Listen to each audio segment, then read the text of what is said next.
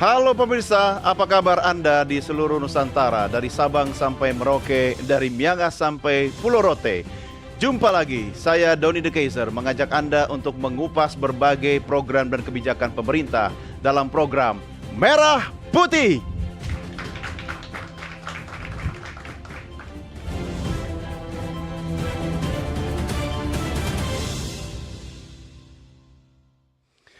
Ya pemirsa, malam ini kita akan membahas sebuah tema khusus yang menarik untuk kita diskusikan. Karena pemerintah memiliki program pemeriksaan kesehatan gratis sebagai hadiah ulang tahun bagi Anda, saya dan kita semua warga negara Indonesia. Pemerintah memiliki target bahwa sepanjang tahun 2025 ini ada sebanyak kurang lebih 60 juta warga yang akan mendapatkan fasilitas pemeriksaan kesehatan secara gratis. Dengan anggaran sekitar 3,2 triliun diharapkan nanti 5 tahun ke depan 200 juta warga Indonesia itu bisa mendapatkan pelayanan pemeriksaan kesehatan gratis ini. Siap-siap karena sebentar lagi akan mulai dilaksanakan mulai bulan Februari tahun 2025. Saya kayaknya akan kena ulang tahun saya 31 Maret. Nah, bagaimana dengan Anda? Persiapkan diri Anda agar Anda mendapatkan pelayanan fasilitas pemeriksaan kesehatan gratis ini. Langsung kita akan diskusikan malam ini dengan tajuk Uji Kesehatan ala Prabowo.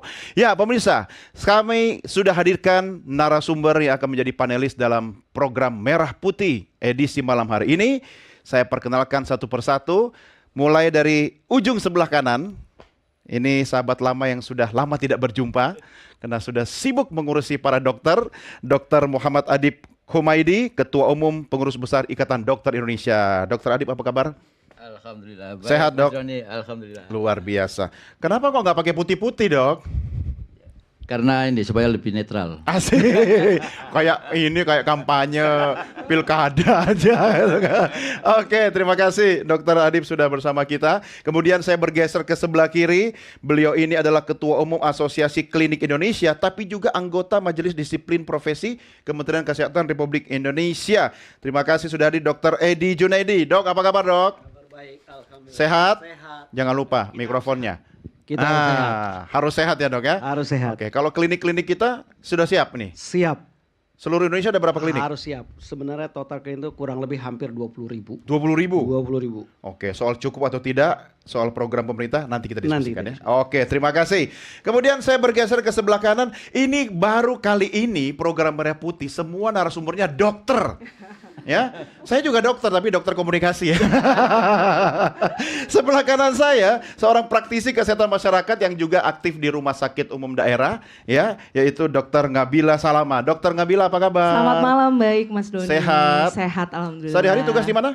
Di RSUD Taman Sari, Jakarta Barat. RSUD Taman Sari, Iya. Jakarta Barat. Oke, malam ini berbagi untuk pemirsa seluruh Indonesia ya. Siap. Terima kasih. Dan yang terakhir di sebelah kiri saya seorang dokter juga, spesialis kedokteran olahraga, Dr. Elina Widyastuti. Apa kabar, Dr. Elina? Kabar baik. Sehat? Ya, sehat juga alhamdulillah. Iya. Kalau Anda melihat wajah-wajah audiens kita yang ada di sini, sehat nggak kira-kira? Tampaknya sehat ya. Sehat ya dari fisik ya. Iya. Kalau dari kantongnya kira-kira sehat nggak dok? Nah itu saya nggak bisa periksa tuh. Oke, jangan lupa kesehatan dompet Anda juga tergantung dari pikiran Anda untuk tetap sehat dan pola hidup, pola makan, pola tidur, pola pikir. Jangan lupa ya. Sebelum kita mulai diskusikan topik yang sangat menarik ini, saya ajak Anda pemirsa, kita lihat sama-sama tayangan berikut ini.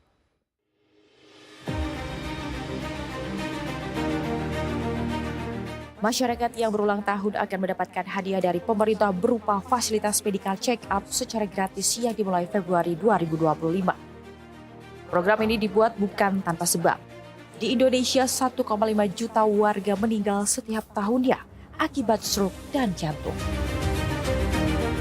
Mengutip data WHO tahun 2024, stroke menjadi penyakit pertama penyebab kematian terbanyak di Indonesia, dengan angka kematian mencapai 131,8 per 100.000 penduduk.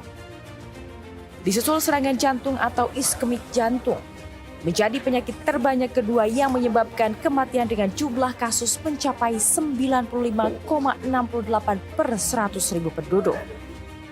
Kemudian yang ketiga, diabetes mellitus. Di Indonesia, penyakit ini memiliki jumlah kasus yang cukup banyak, yakni 40,78 kasus per 100.000 penduduk.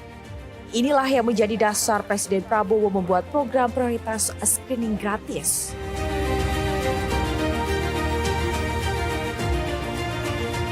Kelompok masyarakat yang mendapatkan fasilitas screening kesehatan gratis adalah balita, anak-anak, remaja, dewasa hingga lanjut usia.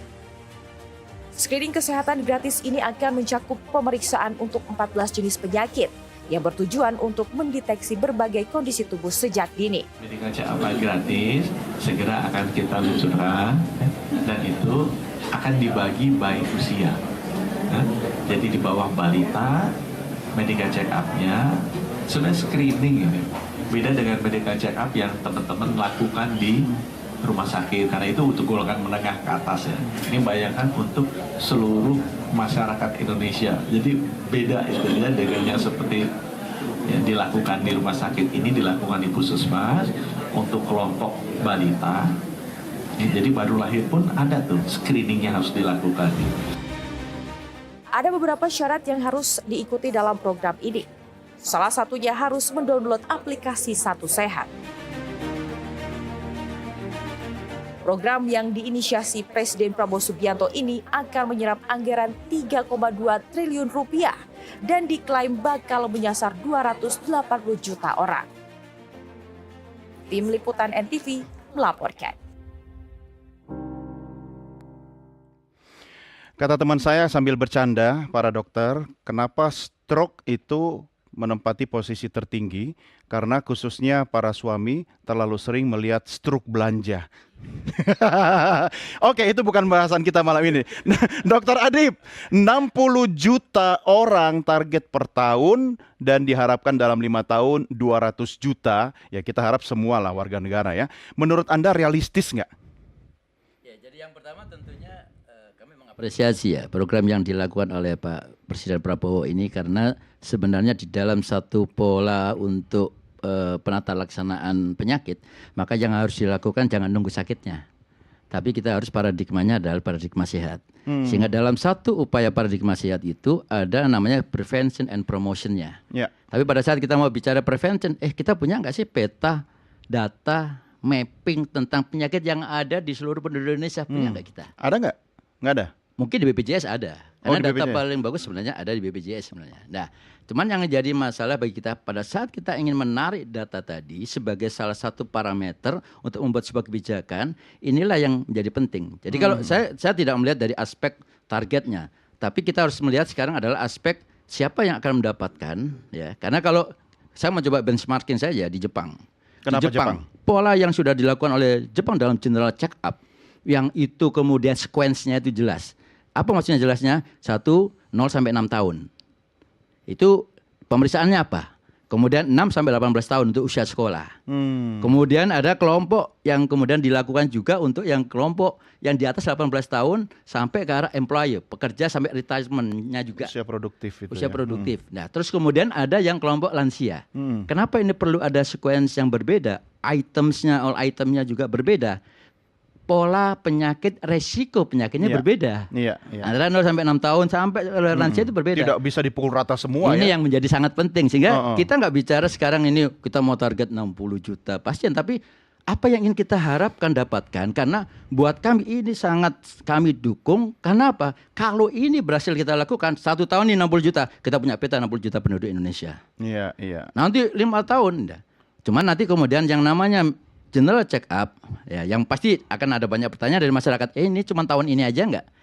Tahun depan boleh nggak kita check up lagi? Karena itu sebuah kebutuhan sebenarnya. Karena Supaya kan apa? cuma hadiah ulang tahun dong. Nah, di ulang Masa tahun, tiap- ulang tahunnya kan tiap tahun. Oh, iya, iya, Nah, benar. tiap tahun depan harusnya dapat juga dong. Oh iya, Nah, iya, iya. Kalau iya. kami sih Ini menarik ini. mendukung itu Iya, sebenarnya. iya. Oke, tapi ini dilibatkan nggak dalam penyusunan program ini? Mungkin teman-teman dokter ya, dalam konteks Dokter secara sebagai organisasi, profesi dokter ya. secara organisasi tidak. Tapi saya kira teman-teman dokter, terutama kalau yang kami lihat lebih ke arah perspektif vaskes milik pemerintah. Hmm. Nah nanti mungkin Dr. Edi itu menangkap, harusnya kalau bicara vaskes untuk pemerintah, beban di vaskes pemerintah apalagi puskesmas udah cukup besar, sudah cukup banyak ngurusin pasien BPJS saya udah besar, apalagi ditambah juga kalau bisa semakin dibuat merata semua klinik vaskes primer mandiri, dokter praktek mandiri dilibatkan untuk mendukung program Oh ini. iya, harus itu. Nggak Ya. mungkin fasilitas kesehatan pemerintah itu bisa. Ya, kita tanya Dokter Ngabila, gimana Dok pengamatan Anda? Apakah fasilitas kesehatan pemerintah yang negeri itu pasti akan siap untuk menghadapi minimal tahun ini 60 juta orang? Ya, kalau kita pernah belajar terkait dengan COVID-19 ya, waktu itu pernah ada target yaitu 1 juta dosis per hari. Ya, di Per Jakarta hari. sendiri waktu itu 100.000 dosis per hari. Kita di Jakarta pernah tembus sampai 240.000 dosis, 100.000 dosis pertama, 140.000 Jakarta aja? dosis kedua. Ya. Wow. Jadi sebenarnya kalau memang ini dilakukan secara masif, lalu juga kita melibatkan banyak pilar ya, bisa juga melibatkan kita sebut yang namanya pentahelix.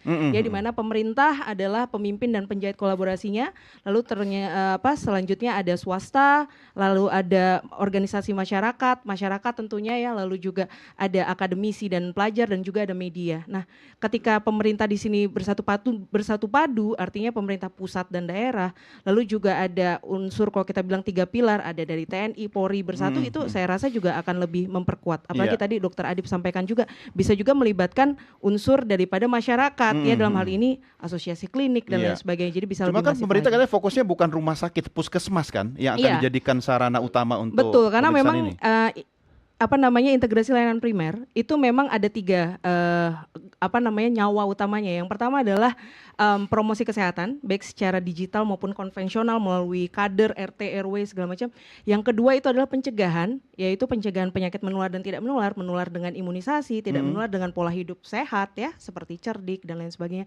Dan yang ketiga adalah deteksi dini berdasarkan siklus hidup. Nah, jadi screening kesehatan ini sebenarnya bukan sesuatu hal yang baru, tapi dibuat lebih sistematis, lebih konstruktif, lebih berbasis data, dan juga lebih ada sisi mandatori ya atau kewajiban yang bisa dilakukan oleh warga negara. Oke. Gitu. Cuma kalau saya nih Dok, ada satu penyakit yang rutin bulanan di tanggal-tanggal tertentu pusing kepala saya Dokter Heri.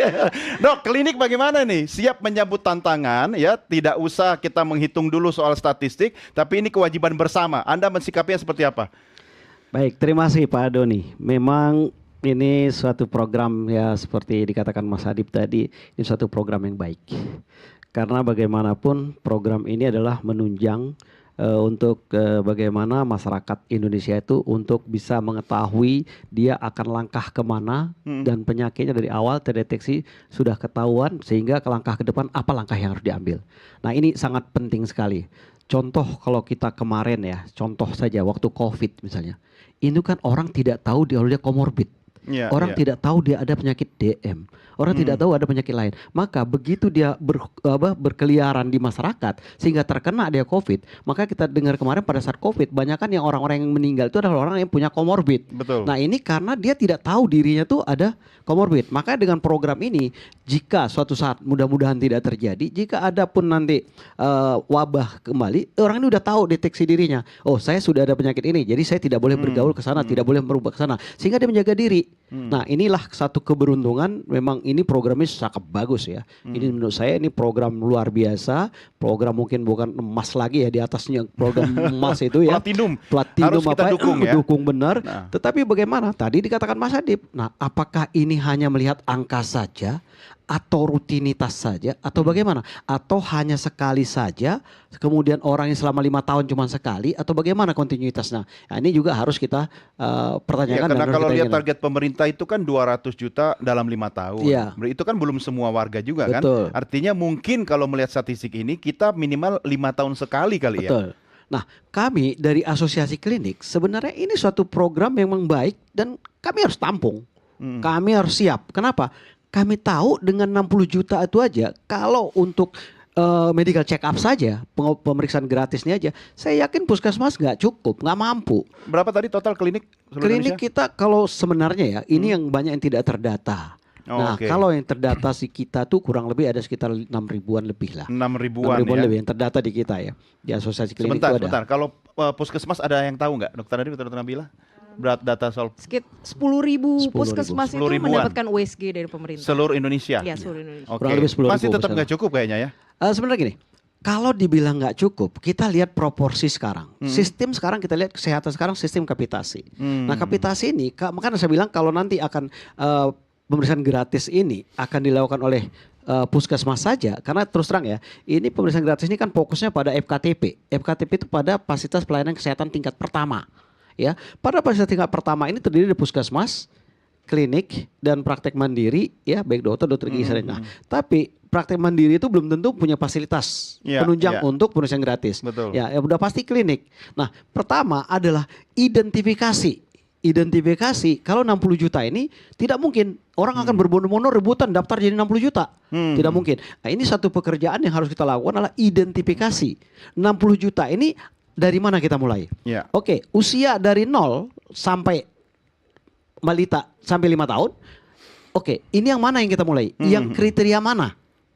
Kemudian dari 5 tahun sampai 18 tahun kriteria mana? Iya, iya. Kemudian dari 17 tahun sampai dia remaja, 65 tahun remaja masih ya? Ya, menurut WHO Organisasi Dunia WHO ya? Iya. Ya, remaja. Jadi samping itu kriteria mana? Kita semua masih remaja. Nah, kemudian dari 65 tahun dikatakan sudah lansia, kriteria mana? Iya, Nah, iya. kalau menurut pendapat kami bahwa ini harus dideteksi kriterianya, dibuat kriterianya dulu. Iya, iya. Karena tahun pertama 60 juta. Bayangin 270 juta lebih kurang lebih penduduk kita. Kalau itu ingin mendaftar rebutan akan menjadi 60 juta tadi. Sekarang tadi seperti Mas Doni, wah aku Iya. tanggal 31 Maret Iya. pas ulang tahun. Terus saya juga segitu, dia juga segitu. Akhirnya kelebihan gak ada 60 juta tadi. Kelebihan. Oleh karena itu saran kami sih ini bagus banget, kami sangat mendukung dan kami yakin bahwa puskesmas sendiri nggak mampu Iya, karena iya. di samping dia harus medical check up pasien, bisa saja satu daerah itu ya katakan kita cerita puskesmas Jakarta misalnya. Jakarta ada puskesmas tuh kapitasinya sampai berapa? 400 ribu. 500.000, 600.000. Iya, itu di 600.000. Cengkareng. 600.000 penduduk satu kecamatan. Cengkareng, bukan. Jakarta Pusat kapitasi ya? kapitasi Oh, Jakarta puskesmas. Barat. Iya. Jadi kapitasi puskesmasnya itu dengan jumlah 400.000, seandainya yang kapitasi di situ cuman medical check up di situ. Bayangin dari 400.000 tadi berapa penduduk yang ulang tahun pada hari itu. Nah, bagaimana keadaan Oke, puskesmas? tahan dulu di situ. Ya, sebelum kita bicara lebih jauh soal bagaimana puskesmas atau klinik menjalankan secara teknis, sebenarnya yang paling penting ya, Dokter Elina, ini soal pola hidup sehat. Karena begini, Dok, kalau misalnya dideteksi punya penyakit, nah itu what next? Nah, kita kan berharap habis dideteksi, di screening sehat ya kan? Tapi pola hidup sehat kayaknya belum jadi budaya ya di Indonesia. Anda melihatnya seperti apa? Nah itu mungkin tadi seperti yang Dokter Adib sempat sebutkan. Sebenarnya kalau di ranah di kedokteran itu kan sebenarnya ada salah satu sebenarnya paling penting juga adalah promotif dan preventif ya. Nah di promotif dan preventif ini sayangnya itu masih jarang diperhatikan ya dan padahal itu yang terutama kalau kita berkaca tadi dari 3 penyakit utama penyebab kematian di Indonesia yaitu stroke, kemudian penyakit jantung dan pembuluh darah ya dan Itu diabetes. kardiovaskular semua ya? Ya, itu semua sebenarnya penyakit yang kita tahu itu notabene bisa kita cegah. Oke. Karena Dengan kan pola akan- hidup. Benar sekali, karena kan akan lebih baik kita mencegah daripada mengobati ya. Nah, 3 penyakit ini juga kalau di bidang kita sebutkan dan berdasarkan misalnya berdasarkan data menurut ACSM yaitu American College Sports Medicine bahwa penyakit-penyakit yang kita sebutkan tadi 3 penyakit itu adalah penyakit yang terkait dengan kurangnya aktivitas fisik. Jadi kita tahu bahwa sebenarnya Ya, jangan salah langsung satu lihat saya gitu dong. Galak lagi nadanya. Ya tapi kan minimal harus ada kebiasaan ya. Apa saran Anda misalnya jalan, olahraga rutin itu. Ini yang penting dilakukan sebagai sebuah kebiasaan jadi budaya gitu loh. Gimana itu dok? Iya benar. Jadi kalau WHO sendiri sebenarnya sudah mengeluarkan rekomendasi ya dari anak kecil, kemudian dewasa hingga orang tua gitu. Rekomendasi aktivitas fisiknya itu yang untuk mencegah terjadinya penyakit di kedepan hari itu harus seperti apa minimal gitu ya. Nah kalau dimulai dengan anak-anak aja, sebenarnya anak-anak itu direkomendasikan adalah melakukan aktivitas fisik yang sifatnya adalah vigorous atau di mana dia bisa berkeringat. Paling tidak dalam satu hari itu ada minimal 60 menit. 60 menit? Iya. Anaknya berkeringat, orang tuanya lebih berkeringat. Nah itu dia. Tapi Lebih sehat sekarang, orang tuanya. nah kenyataannya kan anak-anak sekarang sekolah seharian mungkin kebanyakan duduk, Iya. pulang kadang anak-anak Sekolah sekarang semua sekarang ber-AC lagi ya. benar Di mobil AC, di rumah masuk kamar nyalain AC gitu. nyalain AC terus main game lagi. Iya, iya, Ya kan? iya. Jadi akhirnya aktivitas fisik itu sangat-sangat kurang gitu. Oh. Itu aja dari anak-anak. Nah, kalau dari dewasa bagaimana? Dewasa dan orang tua. Sebenarnya kita bagi jadi dua. Ada aktivitas fisik yang kita sebut aktivitas aerobik, yaitu biasanya yang sifatnya repetitif ya, seperti jalan, kemudian berlari, kemudian berenang. Nah, itu rekomendasi dari WHO adalah minimal 150 sampai 300 menit Per hari. per minggunya. Oh, per minggu. Oh. Per minggunya. Per minggu. Jadi sebenarnya kalau kita ngambil rata-rata yang minimal aja 150 menit, kalau kita bagi misalnya seminggu itu 5 hari aja, itu Iya, kan iya. minimal sebenarnya 30 menit per hari itu kita lakukan aktivitas fisik yang intensitasnya adalah moderate. Iya, Sedang ini gitu. Oke, ini menarik karena sebenarnya makin banyak kebiasaan yang dilakukan oleh masyarakat menjadi sebuah kebiasaan kolektif komunitas itu, misalnya seperti jalan ya Dok ya, keliling di GBK gitu kan, lari gitu. Tapi abis muter 3 kali, jajannya yang lebih banyak. Oke, kita rehat dulu ya, dokter. Kita akan lanjutkan diskusi kita di segmen berikutnya. Tetap bersama kami, Merah Putih segera kembali. Jangan kemana-mana.